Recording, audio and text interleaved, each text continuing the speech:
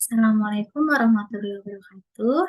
Selalu teman-teman semuanya, semoga dalam keadaan sehat. Selamat datang di Tahu Gizi. Video kali ini, aku mau cerita tentang makanan dan minuman manis. Nah, kita tuh sering banget ya makan atau minum minuman manis, karena mungkin sekarang ini banyak banget yang jualan ya. Jualan makanan manis, minuman manis, dan gerai-gerai semakin banyak. Nah, makanan seperti namanya aja makanan manis, jadi makanannya itu banyak mengandung gula.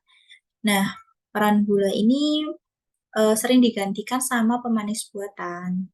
Terus juga nutrisinya itu lebih, apa ya, gizinya itu lebih rendah, tapi kalorinya itu lebih tinggi. Nah, mungkin zaman dulu ini salah satunya adalah coklat ya. Coklat ini kan pernah diformula secara khusus diproduksi buat di kalangan militer sebagai sumber energi makanan yang padat gizi gitu, tinggi gizinya, padat gizi gitu. Karena ya memang eh, kebutuhan dari militer sendiri cukup tinggi gitu. Nah, kalau lihat dari catatan sejarah, industri gula itu kan juga apa ya, luas ya, banyak zaman dulu. Jadi salah satu contohnya adalah kenapa sih di Yogyakarta itu makanan itu manis-manis, lebih cenderung manis seperti di gudeg. Terus ya hampir makanan-makanan di Jogja tuh manis. Nah, asal usulnya itu karena di daerah sekitar Yogyakarta pada zaman dahulu itu banyak banget pabrik gula.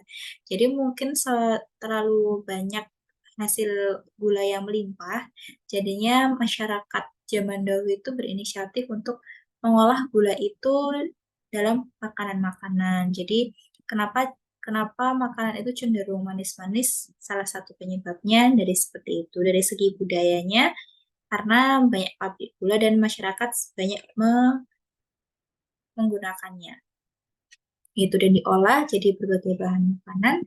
Jadilah sampai sekarang makanan itu manis-manis.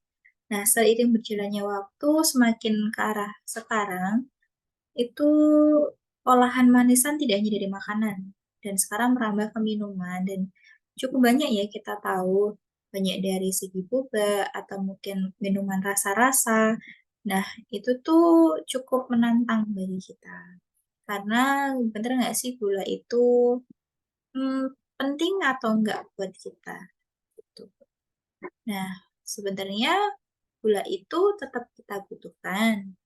Akan tetapi kalau misalnya dari seperti makanan, minuman, itu memang dibatasi. Nah, seberapa banyak? Itu kurang lebih tuh sekitar 4 sendok makan atau sekitar 54 gram. Nah, itu tuh apa ya? Jadi batasan kita untuk konsumsi makanan atau minuman dengan gula yang cukup tinggi. Jadi itu dalam satu hari ya. Jadi kalau misalnya pagi ini udah minum teh, yang biasanya ngeteh atau ngopi itu biasanya 2 sendok makan gitu. Misalnya berarti kan sekitar 20 gram. Terus ternyata siangnya diajak nongkrong nih, nongkrong ke coffee shop atau beli meskipun tidak beli kopi atau mungkin beli minuman-minuman manis tapi makan roti. Nah, roti itu juga cukup tinggi gulanya ya, kecuali memang membuat sendiri dan membuat sendiri pun kadang tetap gulanya tinggi. Dan habis itu nanti malam lagi makan manis lagi. Nah, itu apakah melebihi nggak nih dari 54 gram itu? Nah, jadi perlu diperhatikan ya, makanan dalam satu hari ini, konsumsi makanan dan minuman manis itu seberapa banyak. Terus fakta-faktanya apa aja sih selama di Indonesia tuh? Jadi ternyata Indonesia itu merupakan ketiga dalam konsumsi minuman berpemanis di Asia Tenggara, yang jumlahnya kurang lebih 20,23 liter per orang per tahun. Jadi cukup banyak banget ya konsumsi kita. Itu kalau kurang lebih di tahun 2020, mungkin sekarang akan lebih banyak lagi ya, karena kan sudah akses terkait makanan minuman manis itu sudah sangat mudah. Terus tingginya konsumsi ini tuh apa ya, cenderung untuk trennya bisa meningkatkan angka kematian karena kelebihan berat badan, karena konsumsi gula tadi juga bisa menyebabkan obesitas ya, teman-teman. Juga penyakit tidak menular seperti diabetes, penyakit kardiovaskular, atau penyakit jantung. Nah, pada tahun 2020 ini, 43 juta anak usia 0 sampai 5 tahun itu di seluruh dunia tuh mengalami obesitas atau kelebihan berat badan. Nah, di kasus Indonesia sendiri, kasus penyakit tidak menular itu merupakan suatu beban bagi masyarakat karena apa ya, BPJS Kesehatan itu harus membayar 14,4 triliun pada tahun 2017 untuk menangani kasus tersebut. Nah, sebenarnya dipengaruhi apa sih tingginya konsumsi makanan berpemanis itu? Yang pertama, lemahnya sistem regulasi. Indonesia ini belum mengatur tentang penjualan minuman manis maksudnya ya. Dalam Undang-Undang 1945 atau peraturan kementerian tuh belum ada definisi standar minuman manis itu seberapa banyak. Dan definisi standar ini menyebabkan minuman manis tidak dapat dijadikan sebagai produk regulasi. Jadi, karena tidak ada regulasi, jadi akan mudah banyak kita menemukan minuman-minuman manis. Yang kedua, terjangkaunya harga minuman manis di Indonesia. Nah, biasanya kan kalau kita ke toko swalayan gitu, panas-panas, terus kita pingin nih minum minuman seger ya, dingin tentu. Nah, biasanya tuh antara produk air mineral sama minuman manis itu kadang harga minuman manis tuh lebih murah atau lebih terjangkau gitu. Dan biasanya orang akan lebih cenderung memilih yang manis dan seger pada saat panas-panas. Nah, itu juga terkait harganya cukup terjangkau, jadi akan orang akan cenderung memilih minuman manis apabila memang tidak sadar, tidak menerapkan pola hidup sehat. Terus juga terkait yang ketiga, pemasaran produk minuman manis. Nah, iklan media massa di Indonesia tuh cukup banyak ya, baik menayangkan di media sosial atau bahkan di televisi, sekalipun itu sangat meluas. Dan biasanya waktu penayangan iklan itu tinggi juga di Sabtu Minggu, dan biasanya anak-anak suka melihat di jam-jam dan hari itu. Dan faktanya memang 62% anak itu mengkonsumsi minuman bermanis setidaknya seminggu sekali.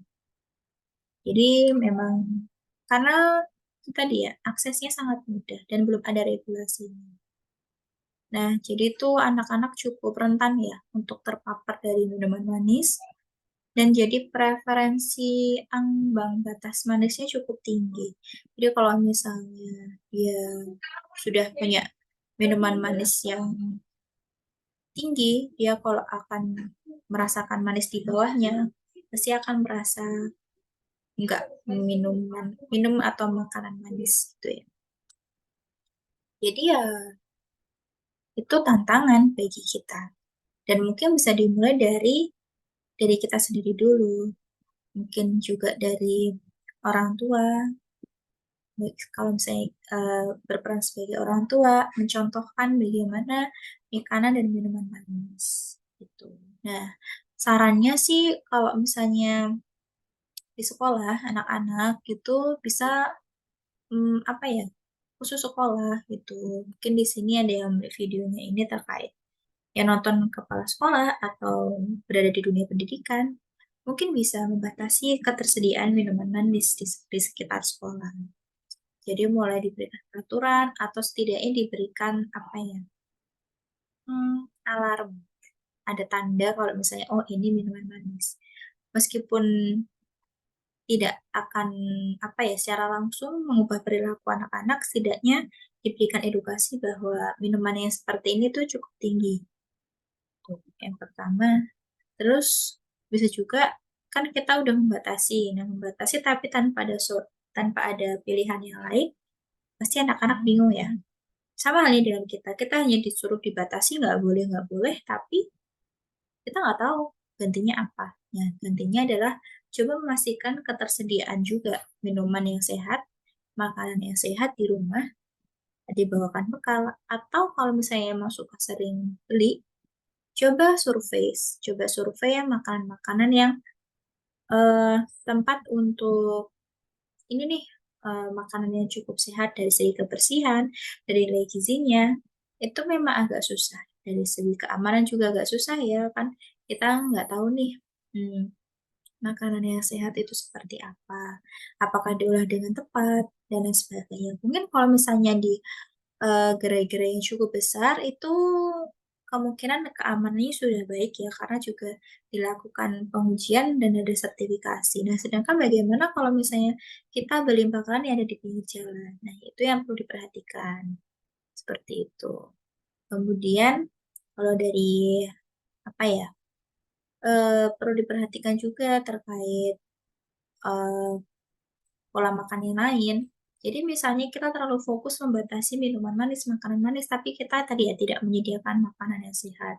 Jadi bisa meningkatkan kesadarannya dimulai dari diri sendiri, gimana sih, mengalokasikan dalam satu hari supaya minuman manis, makanan manis itu mulai minimal. Nah, mungkin bisa diganti sama buah-buahan. Buah-buahan ini kan juga manis-manis ya. Buah-buahan ini manis-manis. Ya memang karena kita ambang batasnya sudah cukup tinggi ya, karena sudah terbiasa minuman manis, jadi kadang rasa makan buah itu nggak terlalu manis. Nah, itu perlu juga diberikan kebiasaan. Karena supaya lidah kita, kemudian apa ya, nafsu makan kita, kemudian sinyal-sinyal kita terkait manis juga ikut beradaptasi. Jadi ya seperti biasa membuat habit sekitar 40 hari ya, 30, 40 hari coba konsisten dengan makan buah dan mengurangi minuman makanan manis. Memang cukup tantangan ya, setidaknya kita tahu sih, eee, coba cari strategi terlebih dahulu, oh kalau misalnya mau beli makanan manis di sini, makanan tidak manis tuh di sini, makanan yang sehat tuh di sini, gitu. Terus juga, apa ya, minum air putih dicukupkan, kadang kan kalau misalnya kita haus, pasti akan cenderung memilih minuman manis. Jadi pastikan kita cukup minum air putihnya. Kalau misalnya memang belum suka minum air putih, boleh di-mix sama infused water ya. Sebenarnya itu, sama aja sama air putih, hanya sebagai apa ya, mmm, sebagai jembatan supaya mau minum air putih. Jadi sama aja, gitu. Tapi perhatikan juga infused water-nya juga tidak diberikan tambahan gula ataupun madu dan pemanis lainnya, gitu. Jadi memang tujuan utamanya adalah, kebiasaan minum air putihnya. Terus bisa juga mulai menurunkan suhu makanan pokok, salah satu contohnya nasi. Jadi, kita makan nasi biasanya kan panas-panas, terus pakai lauk juga panas, semua serba panas. Memang panas enak ya, setidaknya kita coba turunkan dulu suhunya, setidaknya hangat, hangat-hangat, tidak terlalu dingin, juga tidak terlalu panas, karena juga bisa menurunkan gula di situ. Kemudian juga, buah, selalu ada buah mungkin sebagai dessertnya kita. Biasanya kalau dessert kan manis-manis, coba dessertnya kita ganti menjadi buah-buahan, seperti itu. Terus juga jauhkan makanan, minuman manis itu di dekat-dekat hidangan utama. Jadi di saat makan pagi, makan siang, makan malam itu, tidak perlu di dekat-dekat mengkonsumsi makanan manis, minuman manis, apalagi sebelum waktu tidur. Karena kalau misalnya malam pun waktu tidurnya, eee, kita kan kalau misalnya tidur itu idealnya 2 jam atau 3 jam, setelah makan ya. Jadi usahakan waktu makan malam dan waktu tidur itu tidak terlalu berdekatan tuh. Terus juga misalnya kalau kita, lagi makan di luar gitu kan biasanya menyediakan ini ya, ada kecap, terus ada garam, ada lada, dan lain sebagainya. Mungkin coba mulai kurangi dari hal-hal seperti itu. Jadi tidak menggunakan kecap, kemudian apa ya, misalnya salah satu contohnya adalah, makan, apa ya, pecel gitu. Pecel itu kan juga ada gula merahnya ya, jadi perlu diperhatikan juga, sebanyak apa gula merahnya. Kemudian kalau misalnya makan apa ya, soto, bakso, mie ayam gitu kan cukup lumayan ya manisnya itu gulanya. Jadi usahakan sudah mulai mengurangi kecap-kecap seperti itu.